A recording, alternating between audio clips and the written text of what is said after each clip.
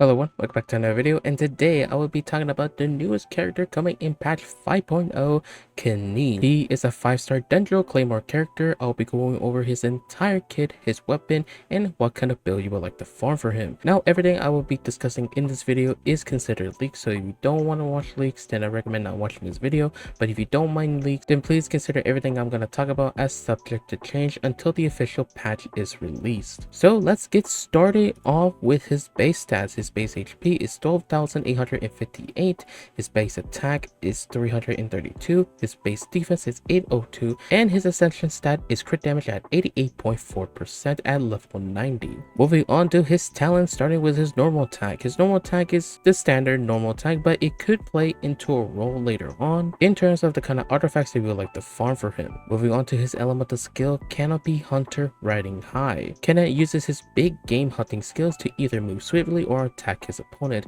When no opponents are nearby, he fires a grappling hook forward and swings in midair. The skill's cooldown decreases by 60%. When an opponent is present, he will fire the hook of the target opponent and enter Night Soul's Blessing at 0 Night Soul points. This elemental skill can be held, and when held, he can aim the grappling hook. Kenneth's Night Soul Blessing lasts for 10 seconds and generates 2 Night Soul points every second. In this state, Kenneth will hook onto a nearby opponent and perform a variable attack. Using a normal attack, will perform a loop shot around the grappling hook target based on current movement direction, dealing Dendro damage with the Night Soul attribute and generating 3 Night Soul points. When dealing damage with the midair swing, it is considered elemental skill damage. When Night Soul points are at max, he can use the elemental skill Spiker's Cannon. Consume all Night Soul points to deal Dendro damage with the Night Soul attribute. When skill Spiker's Cannon is held, Kenneth can take aim at his target, and when firing the cannon, Kenneth will try to grapple onto its target. While in Night Soul's Blessing, Kenneth will generate a dead zone beside the opponent he has grappled to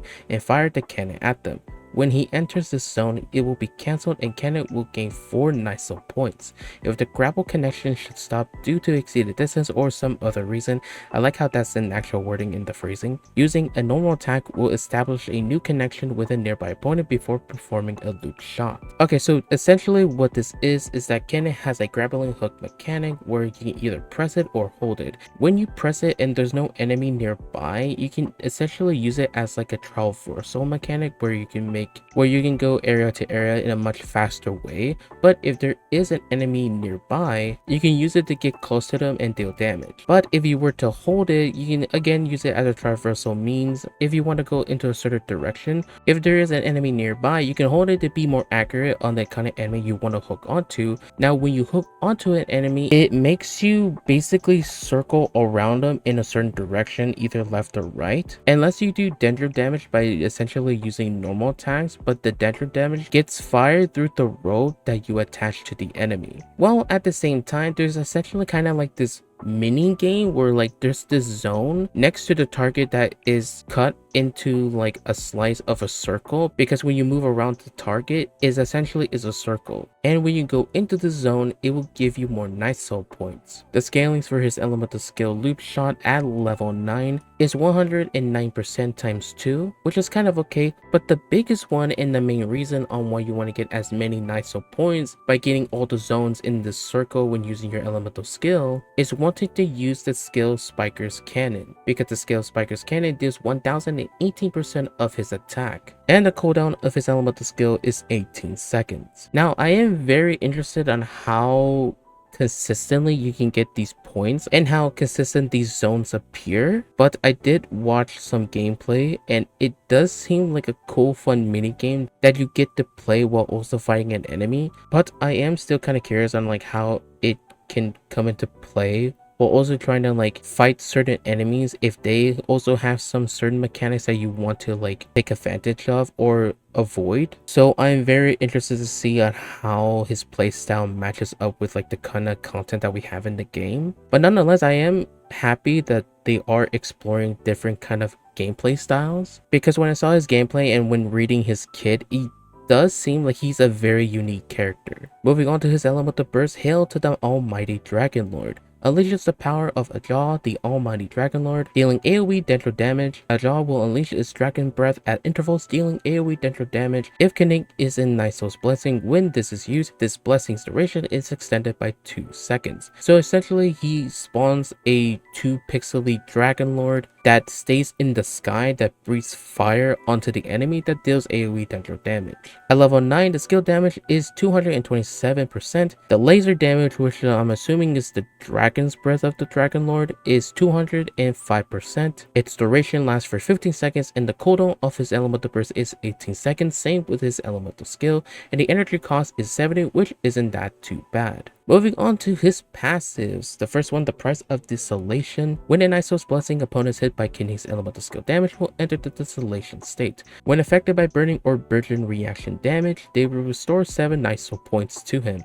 Niso points can be gained this way once every 0.8 seconds. The Desolation state will persist until the instance of KINICH's Niso's Blessing ends. This gives more understanding of how they want us to play him in terms of reaction comps. And knowing that they want us to play him with specifically in Pyro and Dendro reactions kinda makes me feel like, can this actually be good? Because if this was Aggravate or Hyper Bloom, I think it could be good. But knowing that it's Burgeon and Burning focused, I don't really know how I feel about that. Moving on to his second passive, Flame Spirit Pack. When a nearby party member triggers a Niso burst, KINICH will gain 1 stack of Hunter's experience that lasts 15 seconds, max 2 stacks. When KINICH uses his Spiker Cannon, all stacks will be consumed, with each stack increasing the damage dealt by this cannon shot by 320% of KINICH's attack. This is a pretty damn good passive in increasing his Spiker's Cannon, which is the main thing you want to focus when utilizing his elemental skill. And his third one is mainly a traversal passive when exploring Natalan. Now let's move on to his constellations in case you are interested in pulling multiple constellations for him. His first one, Parrot's Peak. And when KINICH lands his elemental skills mid-air swing, his movement speed will increase by 20% for 5 seconds. Additionally, Spiker's Cannon's crit damage is increased by 90%. Okay, so the first part, it's not really that big of a deal, but the second part is actually pretty damn big of a deal, which is actually kind of make this good if you want to increase his damage, but not really universal of a constellation, because it's mainly focusing on the cannon's damage, not really his burst or anything else. Pretty nice, I will say. His second constellation, Tiger's Beetle's Palm. When KINICH's elemental skill hits opponent, it will decrease their Dendro resistance by 30% for 6 seconds. Additionally, the first cannon KINICH fires after entering Niso's Blessing has increased AoE and its damage increased by 100%. Okay, now this constellation is actually pretty good because it decreases Dendro resistance and increases the AoE and the damage of his cannon shot. His third constellation increases the skills level. His fourth constellation, Hummingbird's Feather. When in Niso's Blessing, KINICH will restore fire energy after using his loop shots or after unleashing the Spiker's Cannon. Energy regeneration can happen this way once every 2.8 seconds. This one, honestly, kind of whatever. It's just energy. So if you have a good energy rotation, this constellation is like whatever, I would say. C5 is levels for his burst, and C6 auspicious speed's shape. After the skill Spiker's Cannon hits an opponent, it will bounce once between opponents, dealing 600% of KINICH's attack as Dendro damage. After looking at his gameplay, this can actually be fun because it might actually feel like you're playing ping pong, and has very good scaling of his attack, especially for C6. So if you want him to basically deal the most damage he can, this can actually be a fun constellation. But again, it's C6, and his constellation overall, I would say first one, nice addition, not really necessary except for like the second part of it. His second constellation, I would say only go for the constellation if you are willing to go for C2, because C2 is actually pretty damn good. C4, not really worth it. C6, only if you want to make him the strongest and have some fun gameplay with him. Next, let's move on to his 5-star signature weapon called Mountain King's Fang. The essential stat is crit rate at 33.1%, and the passive of his 5-star weapon is gain 1 cannabis favor stack after hitting an opponent with an elemental skill. That's going to be triggered once every 0.5 seconds. After a nearby party member triggers a burning or burgeon reaction, the equipping character will gain 3 stacks. This effect in turn can be triggered once every 2 seconds and can be triggered even when the character is off field. Cannabis favor. Elemental skill and burst damage is increased by 10% for 6 seconds, max 6 stacks for a total of 60% for both skill and burst damage. Each stack is counted independently. This 5-star weapon is actually pretty good. It has a good ascension stat and a good passive in terms of increasing his skill and elemental burst damage. And lastly, let's talk about his artifact choices. So considering that a lot of his damage mainly comes from the use of his cannon from his skill and elemental burst, best in slot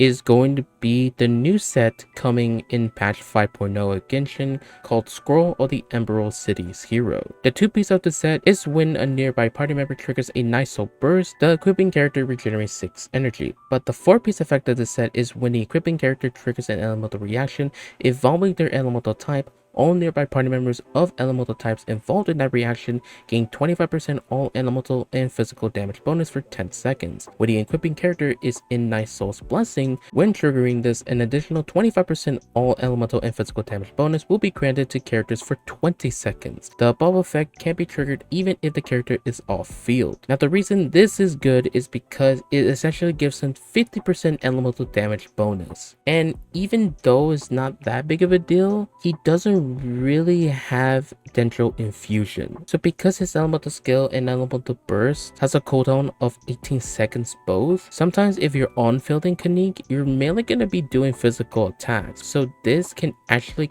sort of help in that sense. But the biggest thing is that you get 50% elemental damage bonus, which is actually pretty good for both his skill and his elemental burst. However, since this is a new set coming out, I know there might be some people saying Obsidian Codex is actually going to be good, but the main reason you don't want to use this set compared to Scroll of Emerald City's Hero is because you're not going to consistently use the passive of this set. The 2-piece you can, because if the equipping character is in the Nice Soul's Blessing and is on the field, their damage dealt is increased by 20%. However, the 4-piece effect is not really going to be useful a lot of the time for KINICH, because after the equipping character consumes 10 Nice Soul points while on the field, their crit rate increases by 40% for 6 seconds. While on paper that sounds really good, it's only really useful for his cannon shot, and it only lasts for 6 seconds, meaning that this is mainly useful for an elemental burst rotation, and not really useful when utilizing his elemental skill scrapping hook mechanic. However, if you want a pre-farm for him right now, what is a good set that you can utilize? I think the only one that comes to mind is Deepwood, because again gives him Dendro bonus and also decreases Dendro resistance to enemies when utilizing your skill or burst. Any 2-piece of Dendro, attack, etc. is fine, but I will mainly go for Deepwood if you don't want to farm for the new sets on patch day.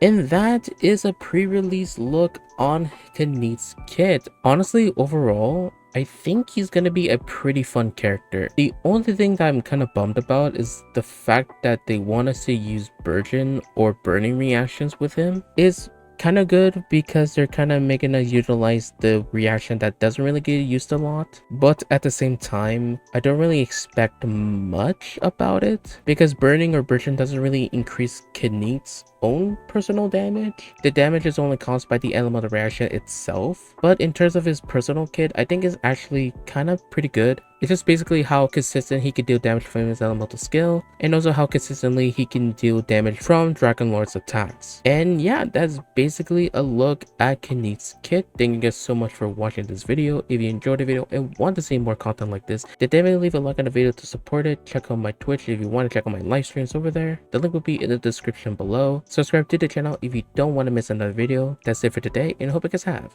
a wonderful day. Peace.